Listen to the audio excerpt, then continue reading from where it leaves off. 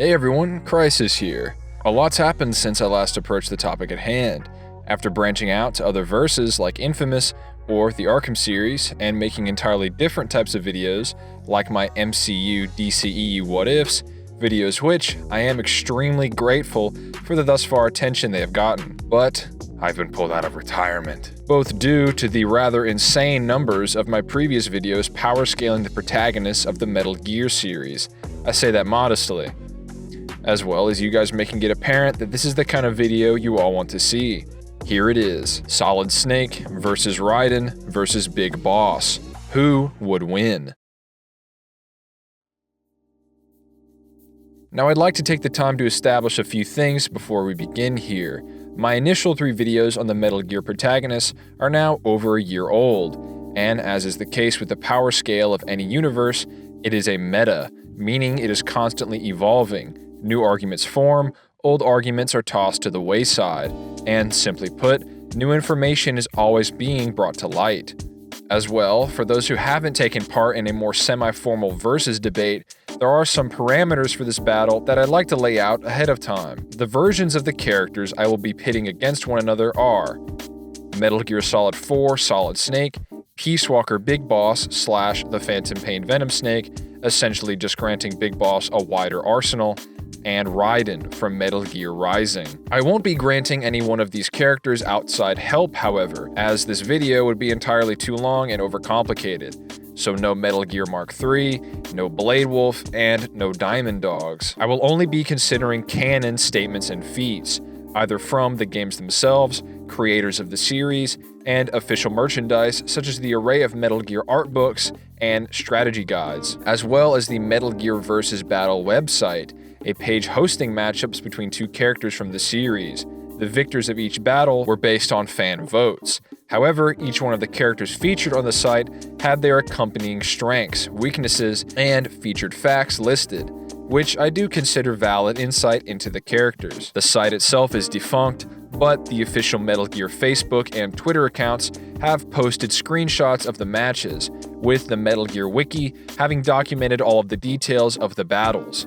With that said, no novelizations, no comic adaptations, no Ghost Babel, no Metal Gear Acid, no Super Smash Bros., and no Snake's Revenge. If you would, however, like me to power scale a composite version of, say, Solid Snake, leave a comment down below.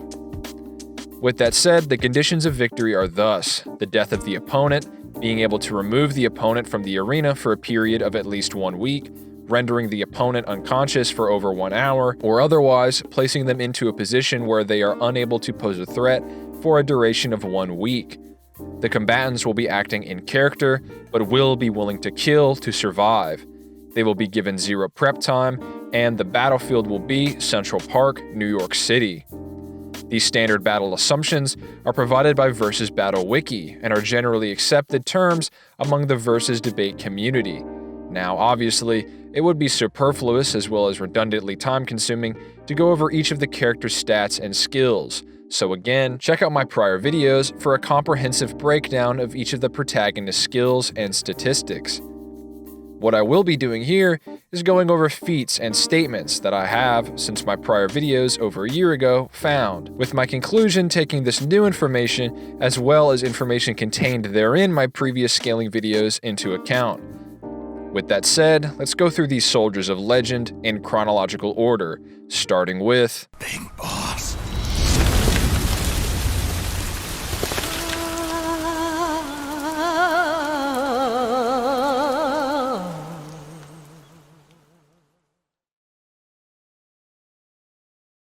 the greatest warrior of the 20th century and template for all legendary mercenaries to come.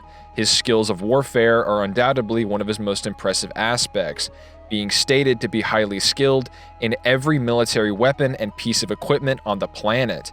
This, in combination with his perfect mastery of CQC, a highly effective combination of up to 19 martial arts, with his perfect fusion of hand-to-hand combat and battling with a blade, coupled with his regenerative abilities. It's easy to see why Big Boss was perhaps the foremost weapon on Earth at his time.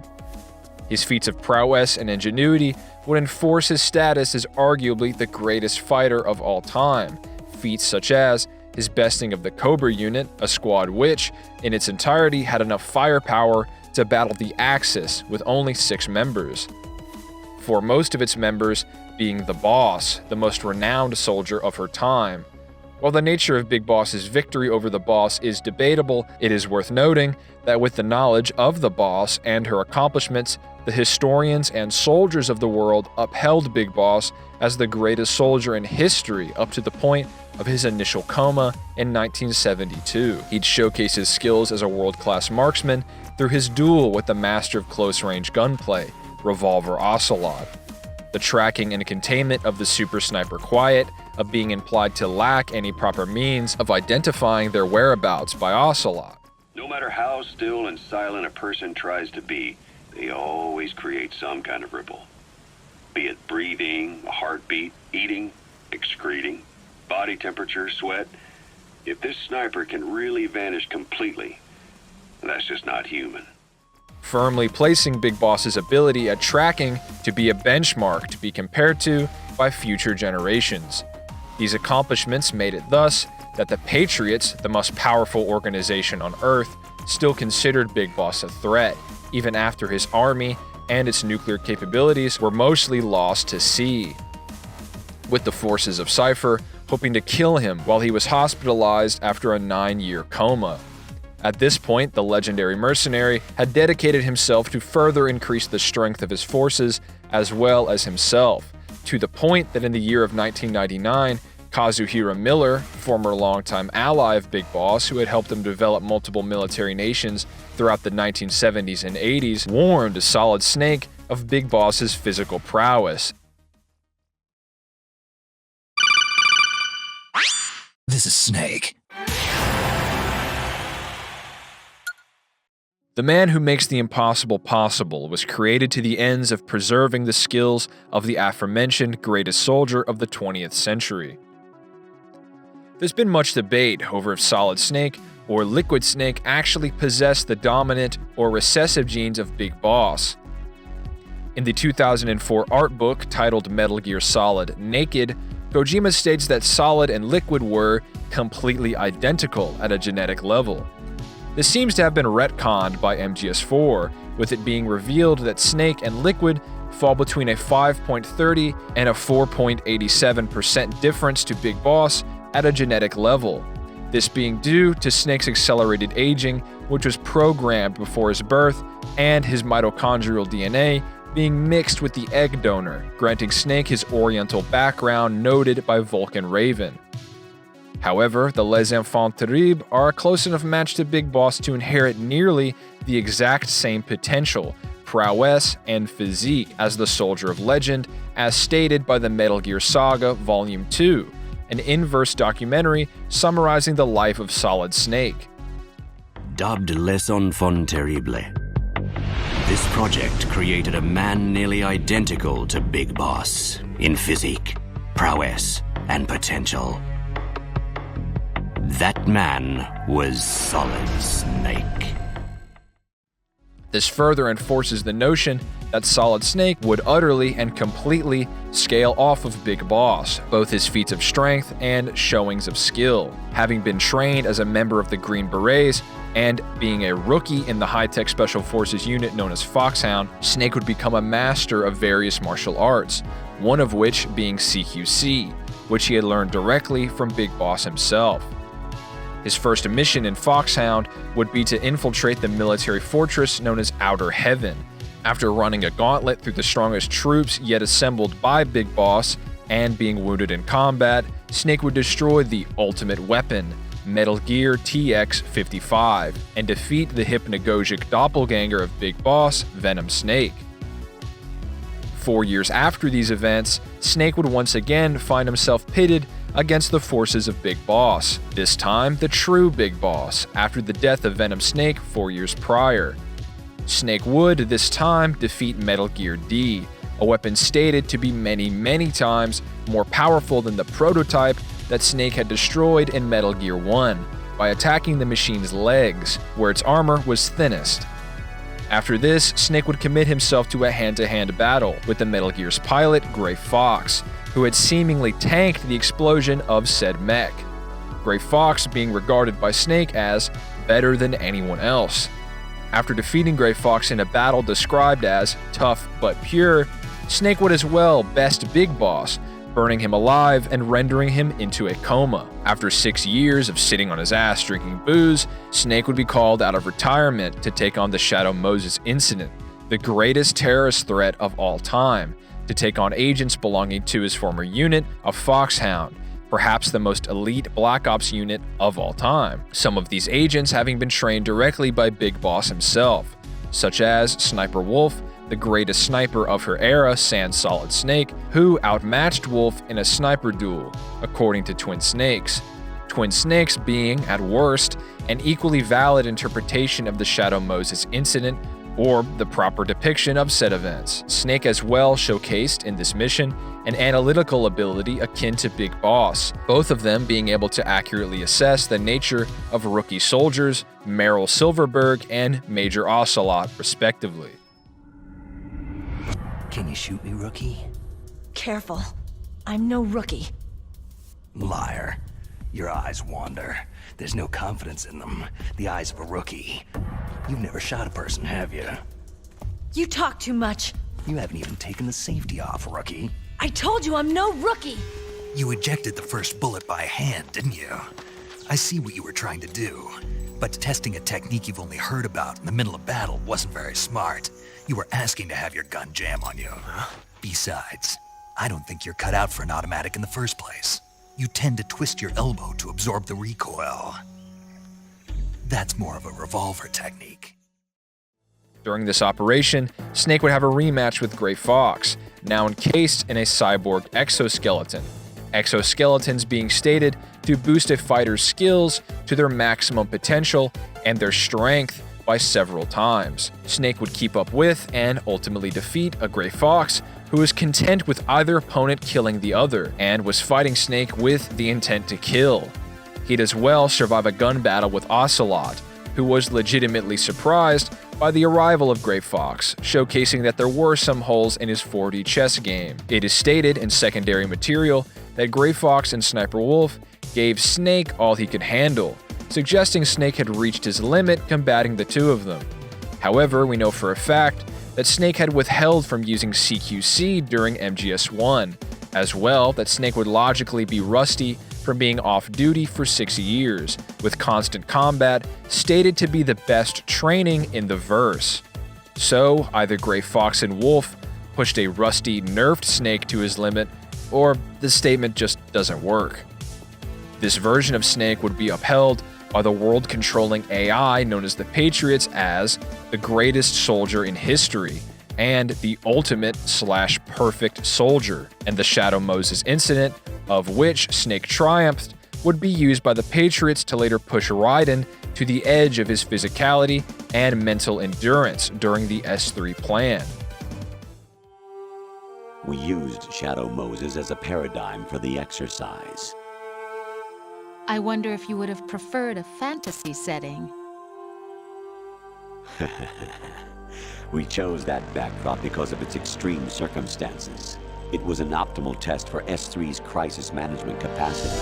If the model could trigger, control, and solve this, it would be ready for any contingency. And now, we have our proof.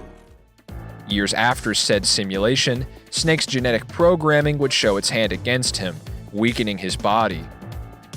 In this state, it was only Snake's will that allowed him to even stand, with the MGS5 strategy guide stating that Snake possessed an unwavering will and could get back to his feet 1,000 times out of sheer willpower. Expressions of said willpower and dedication would be the outskilling and restraining of Vamp, it being stated to have 100% accurate prediction of an opponent's moves through the reading of muscle movements.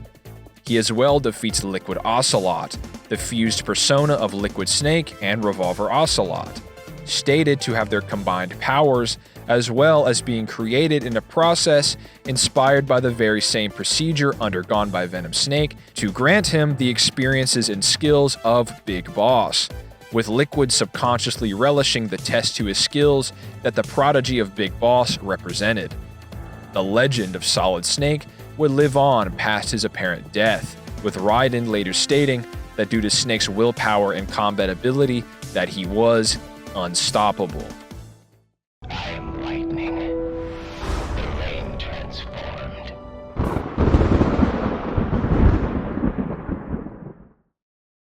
The mimetic clone of Solid Snake started his military career under the tutelage of Solidus Snake, the only clone to boast a perfect match to Big Boss's genetic sequence. Solidus would endow Raiden with the entirety of his, at the time, skill set, before Raiden was liberated from the battlefields of Liberia. As an adult, Raiden would undergo training from a Patriot-created artifice of Foxhound, where he would be fully trained in all the requirements of said Black Ops unit. During his time with the Phantom of Foxhound, he underwent 300 VR reality simulations, featuring the Outer Heaven Uprising, the Zanzibar Disturbance, the Shadow Moses incident, and the Tanker mission. This was all in preparation for the true test devised by the Patriots. They would unwillingly place Raiden in a live-action simulation of the Shadow Moses incident, in the hopes of recreating who they saw as the perfect warrior, Solid Snake. This Solid Snake simulation as well served the larger function of testing the Patriots' control over humanity through subconsciously manipulating the human race via controlling context. In the midst of this operation, Raiden would defeat Vamp in a shootout, likewise countering his muscle-reading ability thanks to his cutting-edge sneaking suit. He would as well finally defeat his foster father, Solidus, in a sword duel atop Federal Hall, with Solidus adorning the greatest exoskeleton ever. At some point in the 5 years between MGS 2 and 4, Raiden would devote his free time towards studying Japanese swordsmanship, particularly latching onto the philosophy of Yagyu Minanori, a real-life Japanese swordsman hailing from 16th century Japan. However, it is worth mentioning that Raiden would have more so borrowed from Minanori's philosophical approach to combat, seeing as the writer for Metal Gear Rising stated that Raiden's swordsmanship is based on his own techniques, without any tradition, meaning Raiden, based on his own experiences and research, devised his own unorthodox style of swordsmanship. Raiden was then captured by the Patriots and was forced to undergo cybernetic surgery, stated to boost his skills even further. He would then face Vamp in combat twice, the first time stalemating the nanomachine vampire, and the second time coming out on top through playing possum, a trait no doubt inherited from Grandpa Big Boss. Yoji Shinkawa, the lead character designer for the Metal Gear series since Metal Gear Solid 1, stated that he intended for Raiden's new design, seen for the bulk of Rising, to represent a stronger version of the character, relative to his Metal Gear Solid 4 self. Raiden's unique approach to bladed combat would stand in opposition to Jetstream Sam, who applies the philosophy of a more traditional Japanese swordsman. Raiden's approach proves superior when he bests Sam, dramatically improving from his last encounter with the master of Brazilian swordplay. Raiden, of course, being able to double his reactions and attack speed with Blade mode, and further amping his speed by 10 times and boosting his strength with Ripper mode. So, after sort of laying it all out there in terms of bringing you guys up to speed on some of the characters' feats and scaling, here comes the question: who do I actually think would win?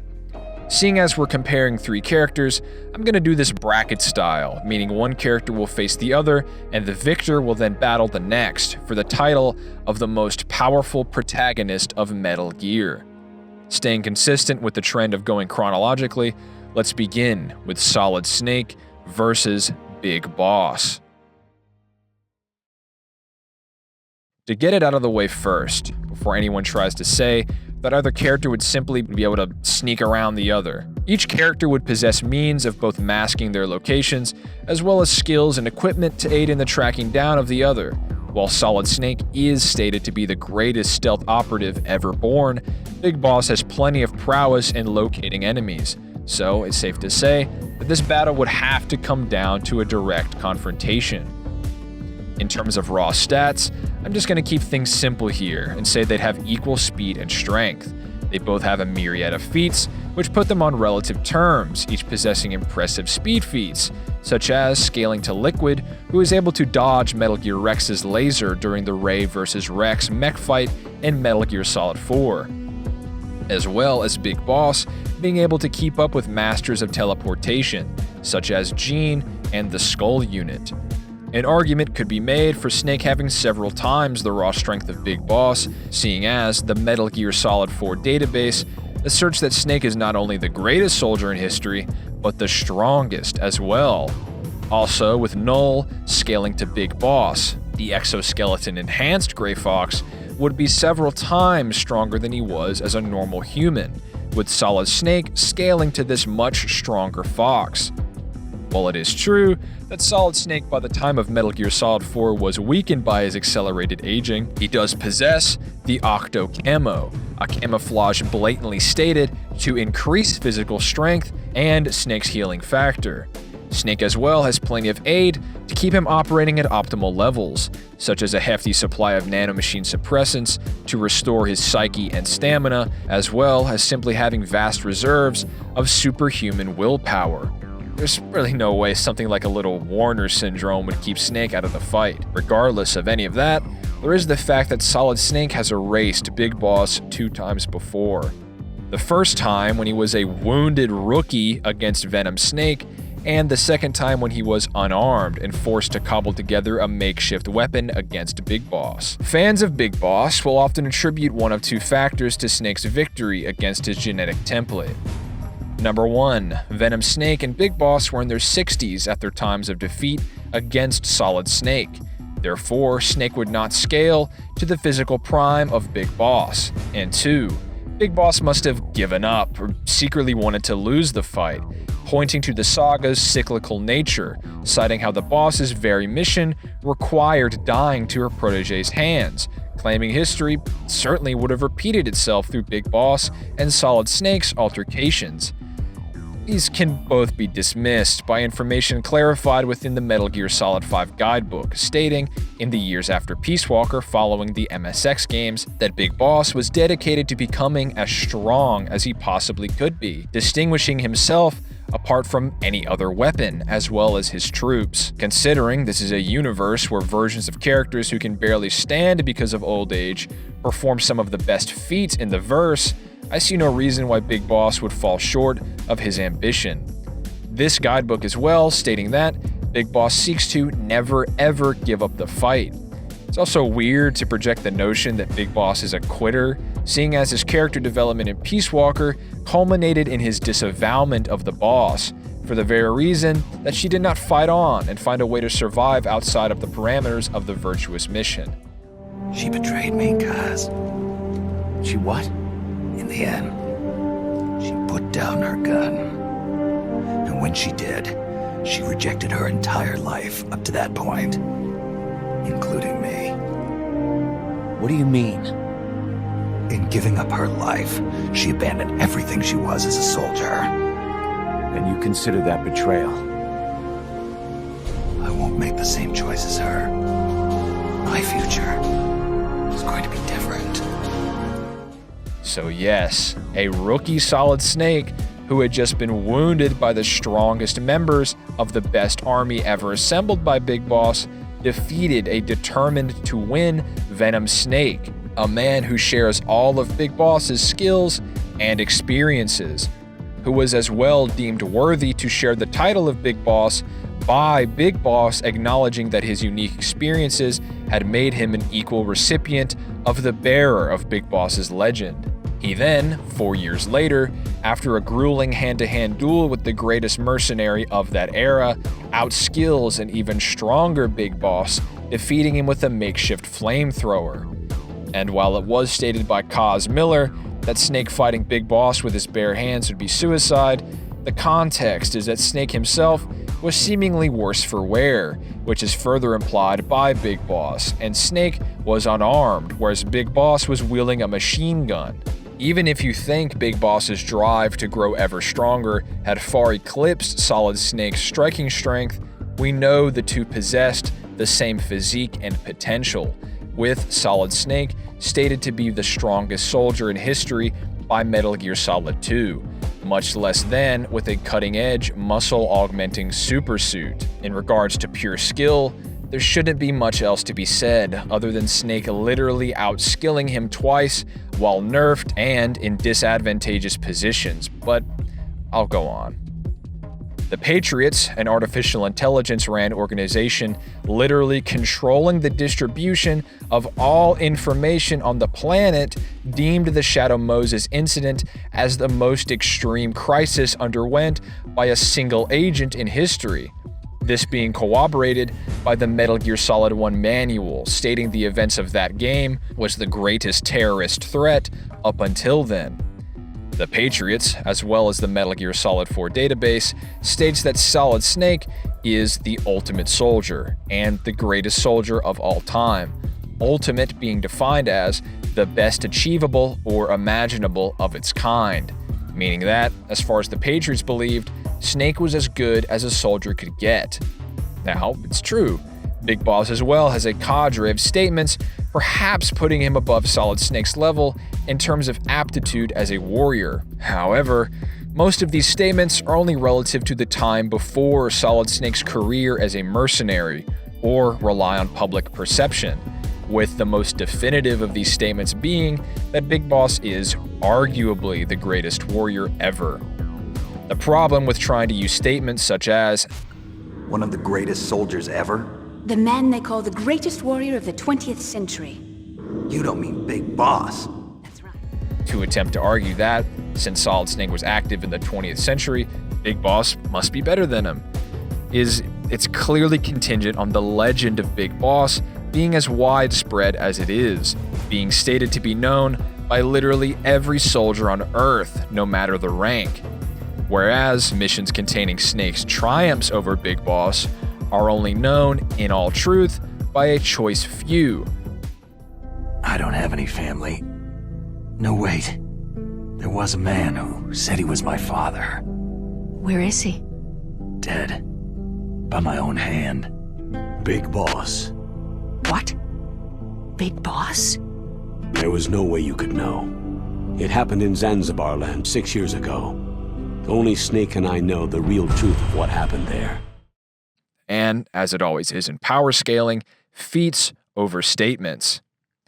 That being said, I have heard some arguments relying on a number of quote-unquote anti-feats to attempt to scale Solid Snake below Big Boss in skill. The first being Snake's apparent outclassing in CQC by Big Boss in Metal Gear Solid 4. What needs to be understood about this scene, as well, is context. In both of Solid Snake's prior confrontations against Big Boss, he believed he was a traitor to his unit, and a manipulative monster bent on nuclear destruction. In the time just prior to Metal Gear Solid 4, the events of Metal Gear Solid 3 had been declassified by the CIA, Pentagon, and absorbed into pop culture. Snake as well learns directly from the mouth of his own mother, and the woman who loved Big Boss to no ends, the tragic origins of his descent into Warlord. The long and short of it is, Snake's journey through Metal Gear Solid 4 leads him to an utter recontextualization of his perception of Big Boss, resulting in an air of hesitation and confliction, emotions blatantly seen in Snake's body language throughout the father and son's final encounter, emotions which would not be present in this versus battle. As I stated at the beginning, each character would be, without a doubt, willing to kill their opponent. This point will probably be a pretty big pill to swallow, but hear me out. People have pointed to Snake's fat steaming L against Liquid Ocelot during their first encounter as an anti-feat for old Snake here, citing that, decades prior, Big Boss and Ocelot were rivals in skill. So, how could this be? How could Snake at all be the ultimate soldier if he was at first fodder to someone Big Boss had scrapped with an era ago? Well, I think proponents of this argument forget who Revolver Ocelot is as a combatant. Ocelot is a fighting prodigy, perhaps the greatest one among the series. He went from being fodderized by a naked Snake who hadn't practiced CQC in some part of 10 years to performing relatively to a Big Boss who himself had enjoyed a number of prodigious improvements to his skills. Starting out as the boss's L magnet to eventually beginning to close the gap between the two to eventually being at least relative to his master. Basically, Ocelot has such a potent adaptive ability that being able to employ advanced combat skills through mere sight, that within the span of a few hours and only after being on the receiving end of CQC once, he can amass enough skill to perform relatively to the co-creator of CQC and arguably the best practitioner of the martial arts style at that time. No matter to what degree of relativity you agree Ocelot was, in comparison to Big Boss, remember, Ocelot's adaptation can take him from getting completely stomped to being near equal in skill, meaning after the fight at the end of MGS3, Ocelot would surely enjoy a proportionally similar skill boost to what he experienced during the events of Metal Gear Solid 3. Ocelot then goes on to take part in various conflicts across the world, gaining his own legendary reputation as Shalashaska. He'd support and watch Venom Snake throughout all of his campaign to amass forces and defeat his opposition. He would join Foxhound, where he would undoubtedly undergo that unit's required training and drills. He would then add the skills of Liquid Snake, a prior rival to Solid Snake, to his own arsenal. This all before his initial showing against Old Snake in Metal Gear Solid 4. Their second and final encounter atop Outer Haven would more so represent the ultimate expression of hand-to-hand skill yet seen in the saga, with Ocelot yearning to actually see who, between the two fighters, would actually come out on top. The battle concluding with Snake besting the unsung hero with yet more gas in the tank. In terms of equipment, let's do a rundown and compare. They each possess suits that can drain the stamina and psyche of an opponent while being held, suits which increase the rates of their healing factors, camos which assault one's olfactory senses, and fatigues stated to have the ability to one-shot opponents. They'd each possess infinite ammo via their matching magical infinity bandanas and a tornado-producing musket. Solid Snake does possess the Solar Gun, a weapon which fires sunlight as a means of draining the stamina of an opponent, with Big Boss wielding a gun which can encourage the restoration of his stamina. They each have plenty of means of maintaining their health in combat, be it rations or a life gun. Solid Snake does exclusively own the Big Boss mask, as well as camouflages, smoke grenades, and munitions that, when either seen, shot by, or inhaled, are able to immediately induce psychosis against the opposition seen throughout MGS4. Big Boss does, however, resist Gene's ESP-granted mental manipulation, which was shown to influence a small army of soldiers into essentially committing suicide. One must be reminded, however, that the soldiers affected by Solid Snake's fear-inducing arsenal are enhanced by nanomachines, programmed for the very task of neutralizing fear receptors in combat, meaning Snake's equipment can bypass a layer of fear hack's resistance. Granting Big Boss the equipment of his doppelganger, he acquires the Stun Arm, capable of firing a bolt of lightning with a charge of 1.2 million volts, which wouldn't prove especially useful, seeing as the Snakes have showcased a resistance to electricity numerous times, the utmost instances of which was against Volgan, who commanded a charge of 10 million volts.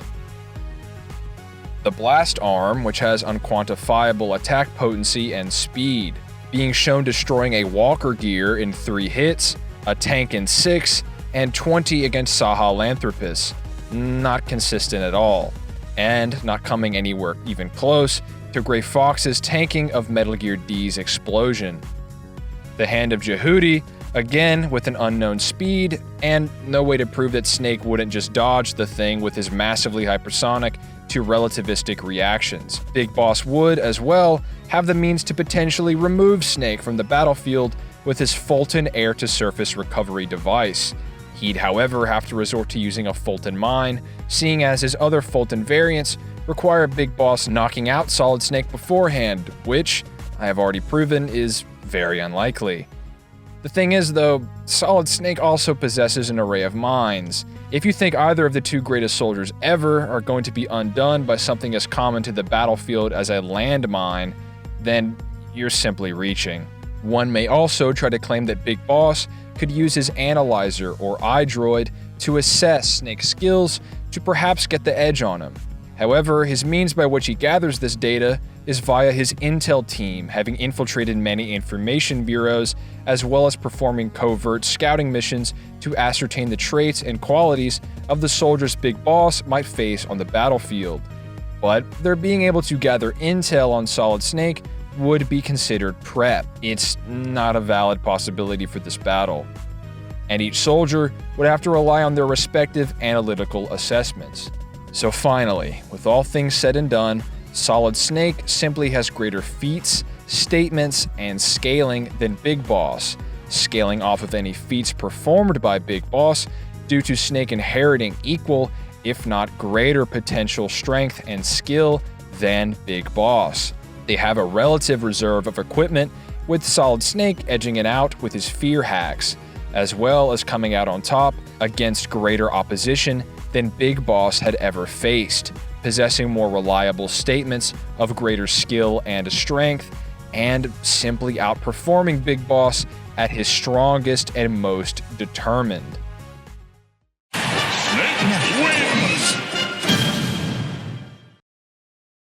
Well, with Solid Snake being determined to be the greatest soldier in history at the time of his life, the question remains, was he eclipsed by the foremost warriors of the next generation?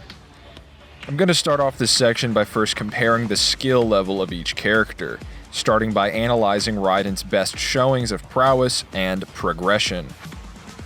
Raiden was stated to have been trained by Solidus to be his equal in skill, not counting sword fighting, seeing as Raiden never wielded a sword prior to Metal Gear Solid 2, meaning Solidus would have had to hone his own sword skill in the time between Raiden's liberation from the Army of the Devil and the events of the Big Shell incident.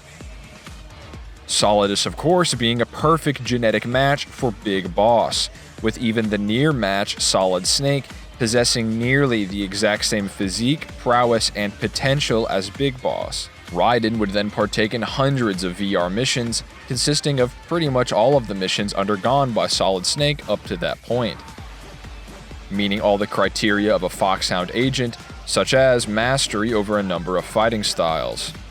He would then defeat the perfect clone of Big Boss in a sword duel, while being aided by a state-of-the-art exoskeleton, with exoskeletons being stated to raise the strength and skill of the wearer to their utmost potential. He then grows in skill through his cybernetic enhancements seen in Metal Gear Solid 4, and then again by combining his rage with his enhanced cyborg body seen in Metal Gear Rising: Revengeance, being able to supersede the traditional samurai master, Jetstream Sam, when before Raiden was handily defeated by the Maverick Blade wielder. With all that said, it looks like quite the argument could be made for Raiden possessing a greater level of skill than the legendary mercenary of the 21st century. Not necessarily. For one, while it is true that Solidus would have the utmost skill of someone with the exact same DNA as Big Boss, Solid Snake is, in all actuality, only nearly identical to Big Boss, meaning there is room for him to possess a higher degree of strength, skill, and potential. This is supported by the blatant differences shown between the approach to warfare taken by each of the Snakes. Big Boss had a proclivity for tracking as opposed to Solid Snake, and Snake himself wasn't a fan of blades, as opposed to Solidus. Speaking of Solidus, another potential reason for Raiden's victory over the perfect clone of Big Boss was Raiden's complete knowledge of Solidus' approach to combat, creating a sort of Anakin Obi-Wan scenario, this time in reverse. Raiden would know everything about Solidus, as opposed to Solidus, who would have no equal counter to Raiden's extensive VR training. Solid Snake having a slightly different application of prowess and a slightly higher potential than Big Boss and Solidus would have to be the case, seeing as Solid Snake is able to make quick work of Vamp, riddling him with bullets, a feat in and of itself, seeing as Vamp has a 100% accurate muscle reading ability, and then gets him into a chokehold, long enough to suppress his healing factor, seemingly without a scratch. On the other hand, Raiden, at best, stalemated Vamp in their first confrontation, with Raiden essentially being put into a coma due to blood loss, and Vamp having to recover from his injuries via his nanomachine-provided healing factor. And in their second encounter, Raiden was rather bodied, having to resort to trickery to get the drop on a nerfed Vamp.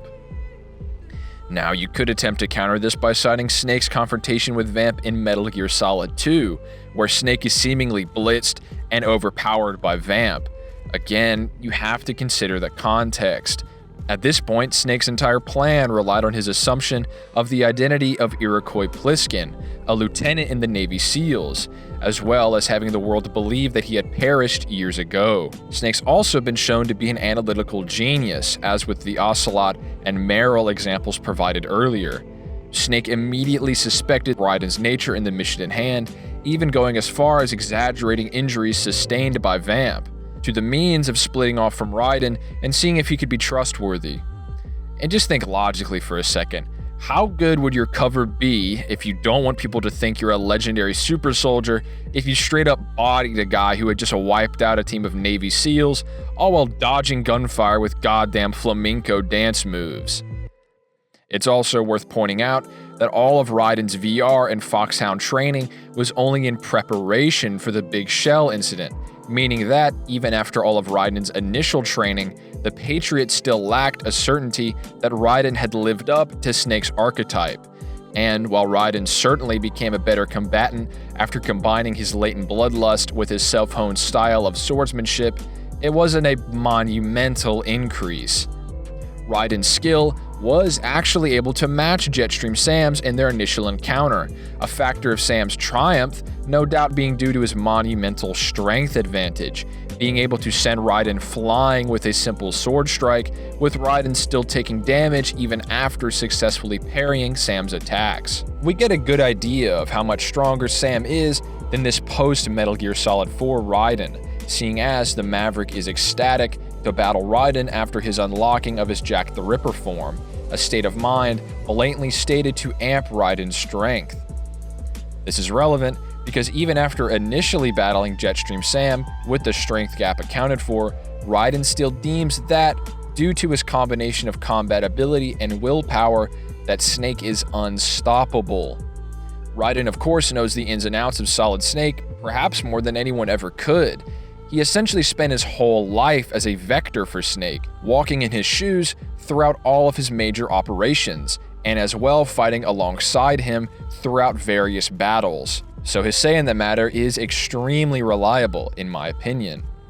So, in terms of raw combat prowess, Solid Snake would still reign supreme, through better showings of skill compared to Raiden, as well as superior skill scaling through statements provided by Raiden himself, as well as the narrative supporting Snake's status as an unprecedented combatant. However, Raiden's still no slouch, posing a threat to Vamp, a confirmed CQC user, and being a master of a variety of hand-to-hand combat styles as well as sword fighting. And hey, skill doesn't really matter if you get blitzed or one-shot, so let's see how the two characters compare in terms of raw statistics. In terms of speed, the two should be relative, with the best quantified speed feat in the verse being Liquid's dodging of Metal Gear Rex's laser, which was calced to be 72% the speed of light. This would as well scale to Raiden, seeing as he reacts to and ultimately defeats a Metal Gear Ray unit at the beginning of Metal Gear Rising. The laser feat is, like I said, the highest quantified speed feat even considering the events of Rising. So Snake and Raiden would possess a relative level of speed, that is, in Raiden's base form. With Raiden's Blade mode, he can double his speed, with his Ripper mode multiplying his reactions and combat speed by 10 times his base. This would firmly place Raiden's combat speed far above that of Liquid Ocelot's laser dodging feat. However, to counter this, allow me to take you through a series of events. Jetstream Sam battles Senator Armstrong, using his Blade's custom ability Quick Draw to cut his hand clean off before his nanomachines could react to the trauma. Sam then later uses the same Quick Draw ability to easily blitz and slice Raiden's arm clean off. Raiden, after gaining an upgraded cyborg body, states that Solid Snake is an unstoppable warrior. Raiden then battles Senator Armstrong with the same blade formerly wielded by Jetstream Sam, taking multiple slashes towards Armstrong in his speed multiplying blade mode, with each of the swings failing to sever any of Armstrong's appendages, meaning with the exact same sword, and in a state in which his base speed would be multiplied, Raiden performed slower than the very attack committed by Jetstream Sam, the same attack that, after being on the receiving end of, Raiden still maintained that after everything he'd seen, Snake was still an insurmountable opponent. Meaning, either Snake is faster than this quick draw ability, and thus faster than any attack Raiden would ever be able to muster, or Snake is so skilled and strong that he would defeat Sam before he could ever hope to use the attack. Simply put, Snake is either faster than Raiden, much stronger than Raiden, or possesses equal stats but far greater skill than Raiden. Now what about strength and durability? Now before we get into this, because I know so many of you have probably already committed yourselves to a Jack the Ripper level of bloodlust, hear me out. It's true, Metal Gear Rising's displays of feats are generally more impressive looking than pretty much anything else seen in Metal Gear proper. Raiden's picking up and hurling of a Metal Gear Ray, his blade mode presenting raindrops in slow motion, his tanking of Metal Gear Excelsa's destruction, etc. But keep in mind, if it were only for impressive looking feats with no scaling taken into account, Goku would only be planet level. But we can scale him via statements of Goku being stronger than the solar system busting Perfect Cell and Super Saiyan 2 Teen Gohan, or via him providing a challenge to, say, Majin Buu, a being who was shown destroying entire galaxies on screen. All this to say that just because Solid Snake isn't hurtling ray units into the air doesn't mean it's impossible for him to be as strong as Raiden via scaling. With that said, Solid Snake does scale to Jetstream Sam via Raiden's prior mentioned statement, with Sam scaling to both Rising Raiden and Senator Armstrong, meaning Snake would have to have at least relative stats to Raiden. So to clarify, Snake has superior skill to Raiden via performing much better against Vamp than Raiden. Snake would have to have relative physical stats to Raiden via the statement, upscaling Snake to Jetstream Sam's level, and may very well be faster than Raiden, further scaling to Sam's quick draw attack. It is of course worth mentioning that in terms of equipment, Raiden is packing one hell of an overpowered blade, a high-frequency sword, capable of literally shrinking molecular bonds at a quantum level. But Solid Snake is no stranger to facing opponents wielding this kind of firepower, as it's stated that Gray Fox wielded a blade of similar constitution, and Snake battled the cyborg ninja, managing to stay clear of the blade the entire time.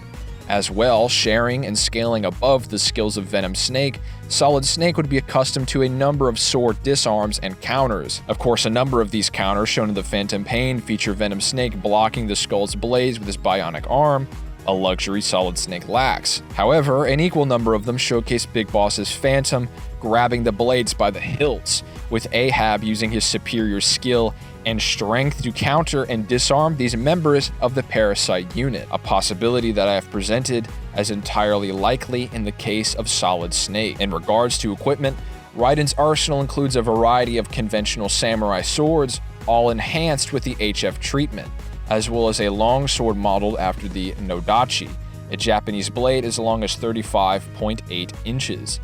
The defense-busting armor breaker sword, the 2 million volt charge stun blade, the pole arm, which can act as either a spear or a whip, the magnetic side Dystopia, capable of pulling Raiden towards his opponent for close-range combat, and Bloodlust, 2 massive HF machetes which act as giant pincers, being able to slam into an opponent, yielding huge amounts of damage. Raiden as well wields a rocket launcher and a homing missile launcher, as well as frag grenades to aid him in long-range combat. He as well possesses a grenade variant, enabling him to jam communications of most wavelengths.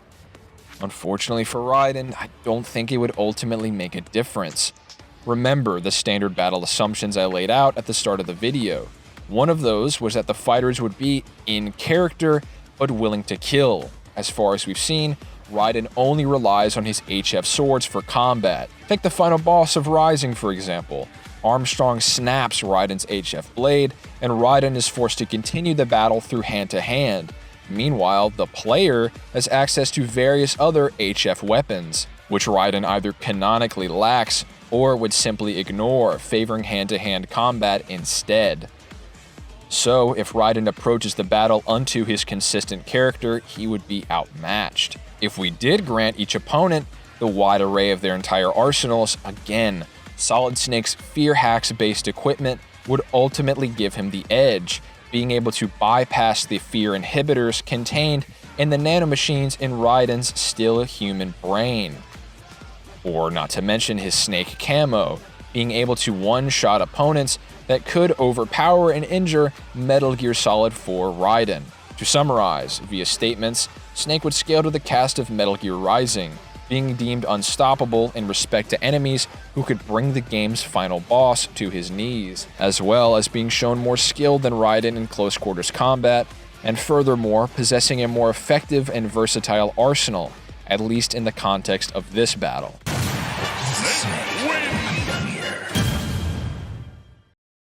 With all that being said, feel free to subscribe for more power scaling content. I took a poll last week and nearly half of you guys want a video on Legends Vader, so expect that sometime soon. Be sure to check out some of my other videos on the channel. My MCU DCEU What If is going to be a recurring series, so be sure to watch parts 1 and 2. And please, if you disagree with any of my reasoning or conclusions in this video, find me on Discord. The link to the server will be in the pinned comment. My username there is Crisis, you can't miss me. Find me there. We can talk shop about power scaling or schedule a debate if you're feeling up to it. I will not, in any way, shape, or form, debate you in the comments. You man up, you find me on Discord, and we voice chat about it. That's it. You can as well follow me on Twitter. I mostly either talk to other Metal Gear researchers or power scalers in the community, so if you're interested in that sort of thing, I would appreciate a follow. Thanks for watching. I'll see you guys next time.